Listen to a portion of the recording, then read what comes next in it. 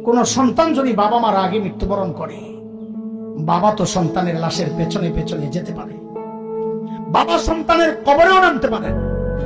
বলে কেন, বাবার কলিজায় কি মায়া দয়া নাই? আছে। বাবাও চিৎকার করে করে কান্না করবে, কিন্তু বাবাকে আল্লাহ ওই শক্তি সামর্থ্য মনোবল দিয়েছেন, বাবা সন্তানকে দাফন করে শোয়া কান্না করতে করতে উপরে উঠতে পারবেন, ওই শক্তি আল্লাহ বাবা দিয়েছেন।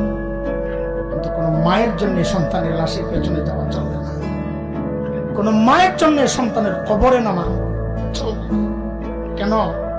দুনিয়ায় এমন কোন মা নাই যে সন্তানকে দাফন করার জন্য কবরে নেমে সন্তানকে শোয়া দিয়া ওই মা আবার সুস্থ অবস্থায় উপরে উঠবেন, এমন কোন মা নাই। সন্তানদের শোয়া নিজ লাশ হইয়া শুয়া পড়বে। আরে ভাই, একটু জানতে চাই, এই যে মার কলিজা এত দরদ, এত মমতা, এত মায়ার ভালোবাসা, কারণটা কি বলেন তো? মা আমার দুই চোখের এক চোখ বানাইছেন সেই জন্য, মা আমার একটা কান বানাইছেন সেই জন্য, মা আমার একটা হাত বানাইছেন সেই জন্য। আচ্ছা একবারে বলে ফেলেন না, মা আমার শরীরের কি বানাইছে? কি বানাইছে বলেন বলেন, কি বানাইছে?